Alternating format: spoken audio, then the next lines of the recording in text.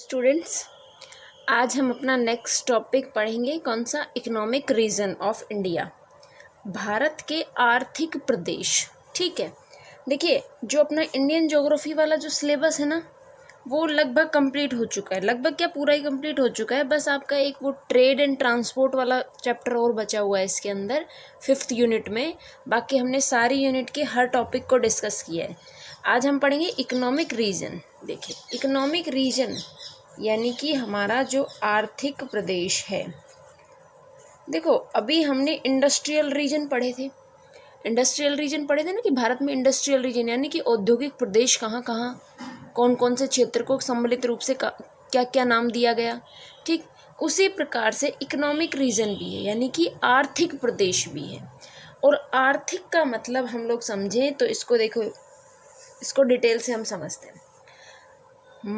आप लोग जानते हैं कि मनुष्य जो होता है वो जीवित रहने के लिए क्या करता है? बहुत सारी क्रियाएं करता है, तभी उसे भोजन प्राप्ति होती है कि नहीं होती है? उसे जो है बहुत सारी आर्थिक क्रियाएं करनी पड़ती है, जिससे कि उसे मनी मिल सके, पैसा मिल सके उसको, और वो अपनी जीवन यापन को अच्छे से कर सके। ठीक, ये चीज़ क्लियर हुई। अब देखें हम कि जो आर्थिक क्रियाएं जो मनुष्य करता है, उसके द्वारा क्या होता है कि जो हमारी पृथ्वी है, पृथ्वी का जो अधिकांश जो भाग है, वो जो मूल स्थान है उससे परिवर्तित हो जाता है। देखिए कैसे, मान लीजिए कि एक खेत है, या फिर मान लीजिए एक वन है। यहाँ पर वन है, बहुत सारे पेड़ उगे हुए हैं। अब मनुष्य क्या करेगा? अपनी आर्थिक क्रिया करेगा। मतलब उसको अब जो है खाने पीने के लिए कुछ भी चाहिए तो उसको मेहनत करनी पड़ेगी, और मेहनत करेगा तो वो क्या करेगा कि जो ये पेड़ हैं उनकी कटाई कर देगा। ठीक है, ये पर्यावरण ने हमें पहले से दिया है कि यहाँ पर वन है, और ये पर्यावरण ने हमें पहले से प्रदान कर रखा है।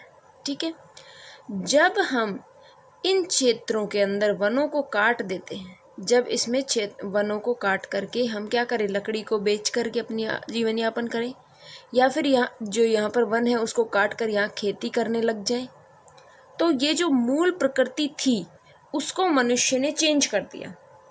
ठीक है, जब मनुष्य इसको चेंज करता है तो इसे जब अपने अनुकूल बनाता है, तो ये पर्यावरण के अंदर परिवर्तन के समान माना जाता है कि हम पर्यावरण में परिवर्तन करना चाहते हैं।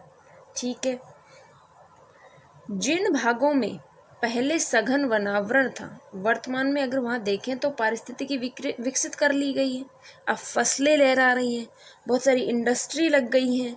ठीक है, और जो इंडस्ट्री लगी हैं उनकी वजह से जो कारखाने लगाए गए हैं, उनसे जो दूषित पानी, जो दूषित जो धुआं है, वो वायुमंडल में जा रहा है, जिससे क्या हो रहा है? मनुष्य के लिए श्वास लेने में दिक्कत हो रही है। तो आप लोग देखेंगे कि मनुष्य जो आर्थिक क्रियाएं करता है, जितनी भी आर्थिक क्रियाएं वो करता है, उससे क्या करता है कि वो अपने आप को फ़ायदे पहुंचाने के लिए करता है कि भाई मुझे पैसा मिलेगा, मैं अपनी जो जीवन यापन है अच्छे से कर सकूँगा, जो लाइफ स्टाइल है उसका वो अच्छी तरीके से उसको जी सकेगा।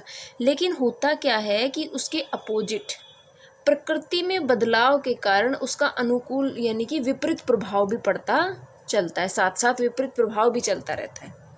मान लीजिए आपने वनों को काट दिया, वहाँ पर इंडस्ट्री लगा दी, उद्योग लगा दी। उद्योगों से क्या निकलता है? दूषित जल निकलेगा, जो हमारी नदियों को दूषित करेगा। जो आप गंगा यमुना रिवर में देख रहे होंगे आज के टाइम पे कि जितनी भी इंडस्ट्री लगा रखी है, उनसे क्या है? उन नदियों के अंदर गंदा पानी जाता है, और जिसकी वजह से हमारी जो नदियाँ हैं वो दूषित होती जा रही है ना। ठीक है, इसी तरीके से जो इंडस्ट्री लगाते हैं तो उसमें बहुत सारी जो है अलग अलग प्रकार की गैसें भी बाहर रिलीज़ होती हैं, और उन्हीं गैसों का जब वायुमंडल में फैलाव होता है तो वो हमारे लिए कैंसर जैसे जो होती बीमारियों को पैदा करने का काम करती हैं। ठीक है, ये चीज़ क्लियर हुई। आर्थिक क्रियाएं हम लोग जो करते हैं। अब आर्थिक प्रदेश क्या होंगे?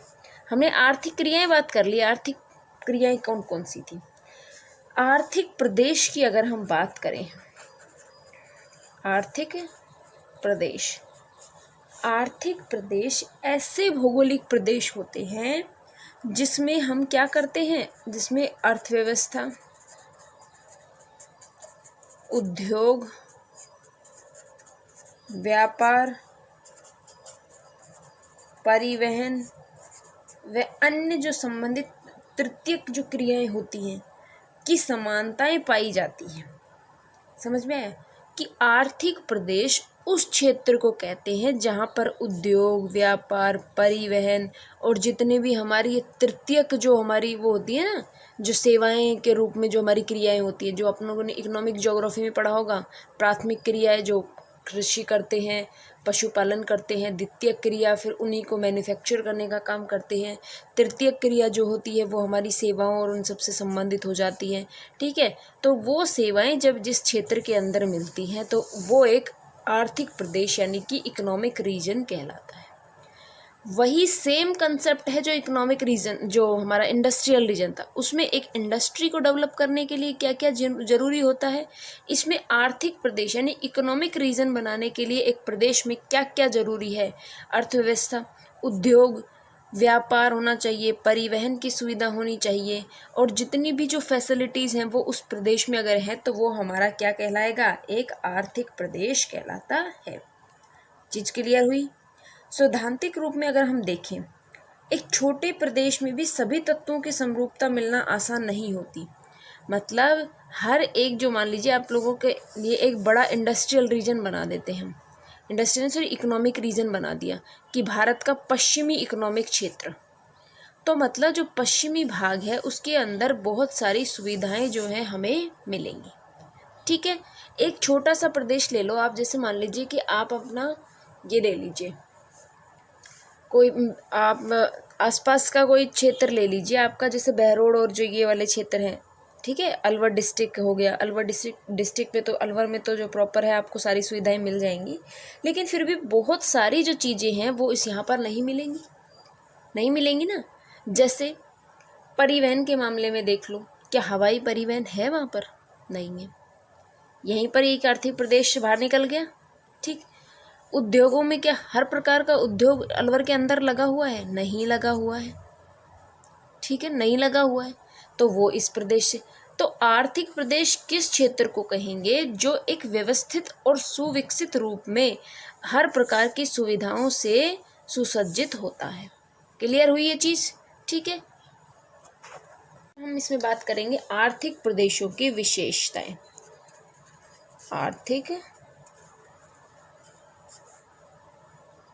प्रदेशों की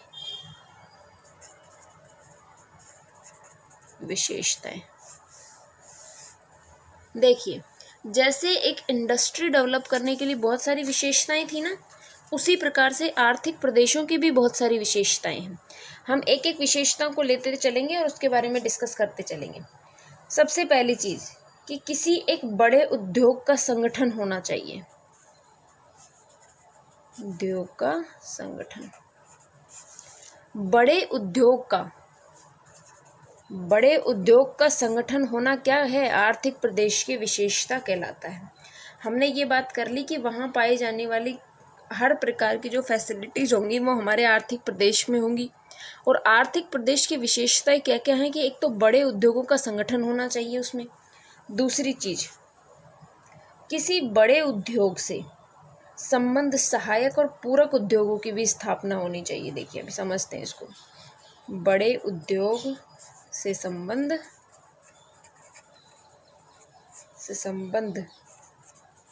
सहायक एवं पूरक उद्योगों की स्थापना। कैसे?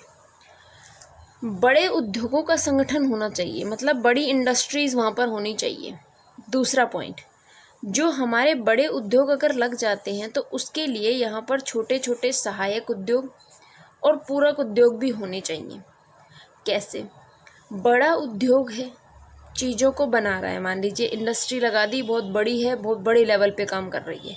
ठीक है, उससे रिलेटेड ही आप देखते होंगे कि एक टी शर्ट खरीदनी चाहिए। आप एक टी शर्ट है आपको, जो अपना जो है ब्रांड की अगर आप बात करें तो अगर मान लीजिए आपने रिबॉक की खरीदी तो वो आपकी 2-2.5 हज़ार रुपये की आ जाएगी। 2.5 हज़ार रुपये की आएगी, 2.5-3 हज़ार रुपये मान के चलिए, 2.5-3 हज़ार रुपये की आती है। अगर लेकिन हर इंसान जो है उसको अफोर्ड नहीं कर सकता ना।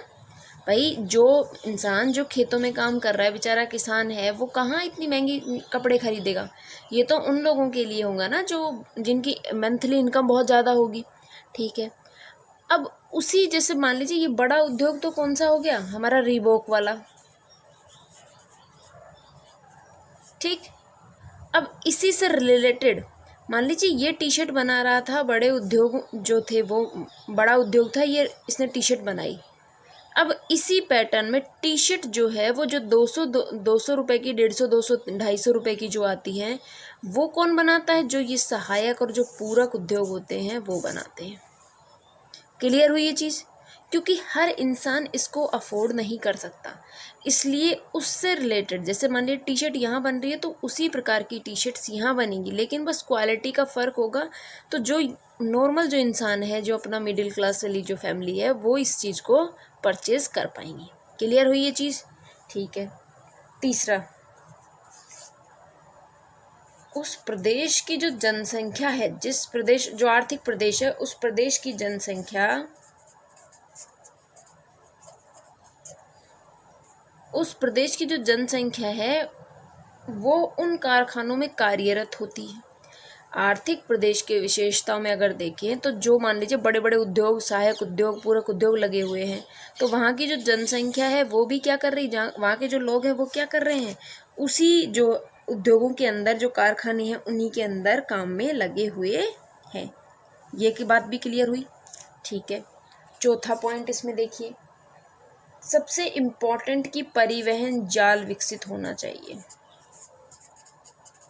परिवहन जाल क्या हो, विकसित हो, ताकि क्या हो सके, मान लीजिए बड़े उद्योगों में यहाँ पर हर चीज़ हर जगह डेवलप नहीं हो पाती है। यहाँ पर आपने देखा कि यहाँ का रीबॉक का शोरूम यहाँ पर है, मतलब कंपनी यहाँ पर है, हर जगह कंपनी लगाना अवेलेबल थोड़ी है।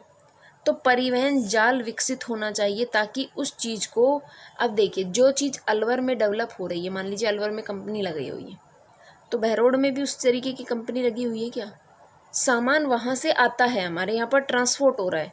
तो परिवहन किस वजह से हो रहा है, क्योंकि परिवहन अच्छा है। परिवहन जब जाल विकसित होगा तो हम बाहर से भी चीज़ें, आप लोगों ने सुना होगा बनारसी साड़ियाँ और जो है कहाँ कहाँ से कौन कौन सी चीज़ें हमारे एक ही जगह पर मिल जाती हैं। आप अलवर में जाके बोलेंगे कि मुझे भाई क्या चाहिए, बॉम्बे की चद्दर चाहिए, क्योंकि वो सूती वस्त्र के लिए फेमस है ना मुंबई, और वहाँ की जो चद्दरें होती हैं वो बहुत फेमस होती हैं, विदेशों तक वो उनका व्यापार होता है।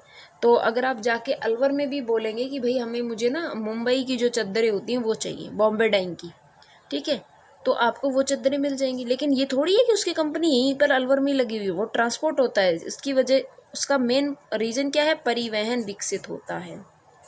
पांचवा पॉइंट देखिए, संचार के साधनों का विकास। संचार के साधनों का विकास, ये सारी चीज़ें बेसिक है, संचार के साधनों का विकास वहाँ पर होना चाहिए, ठीक है, तभी वो जो रीजन है वो विकसित हो पाएगा। उसके बाद बड़े बैंक एवं बीमा कंपनियां होनी चाहिए। बड़े बैंक एवं बीमा कंपनियां, ये चीज़ भी हो गई, ठीक है। ये थी हमारी क्या, जो हमारा, और सबसे इम्पोर्टेंट चीज़ की सातवां जो पॉइंट देखे तो बाजार होना चाहिए, बाजार की व्यवस्था होनी चाहिए आर्थिक प्रदेश के अंदर। अब देखिए, आर्थिक प्रदेशों की विशेषताओं में हमने बात की कि वो बड़े उद्योगों का संगठन होना चाहिए, और जो बड़े उद्योग जो बन जाते हैं उससे रिलेटेड ही सहायक और पूरक उद्योग भी होने चाहिए। उस प्रदेश की जनसंख्या जो है वो उसी उद्योग में कार्यरत होनी चाहिए, ठीक है। परिवहन जाल विकसित होना चाहिए, संचार के साधनों का विकास होना चाहिए ताकि जो है कम्युनिकेशन अच्छा हो सके। कॉन्टैक्ट जब ज़्यादा अच्छे होंगे तो क्या होगा, हमारा व्यापार भी अच्छा होगा। बड़े बैंक होने चाहिए ताकि जो डिपॉजिट्स वगैरह होते हैं, जो लेन देन होता है वो अपना आसानी से हो सके, क्योंकि इतना बड़े लेवल पे जब माल लिया जाता है, मान लीजिए को जो है आप लोगों के सामान बाहर से मंगवाया जाएगा, तो उसके लिए जो है आपको पेमेंट भी करना पड़ेगा, तो उसके लिए बैंकिंग व्यवस्था भी होनी चाहिए। सबसे इम्पोर्टेंट कि बाजार होना चाहिए, बाज़ार विकसित होना चाहिए, बड़ा बाज़ार होना चाहिए ताकि इन सारी चीज़ों को हम बाज़ार में बेच सकें। ठीक, इतनी चीज़ क्लियर हुई। ये था हमारा कौन सा इंडस्ट्रियल रीजन, जो नहीं सॉरी आर्थिक प्रदेश और आर्थिक प्रदेश की विशेषताएं। ठीक है, अब भारत के अंदर कौन कौन से आर्थिक प्रदेश हैं उन सबको हम नेक्स्ट क्लास में देखेंगे। ठीक है, आज के लिए बस इतना ही। Thank you.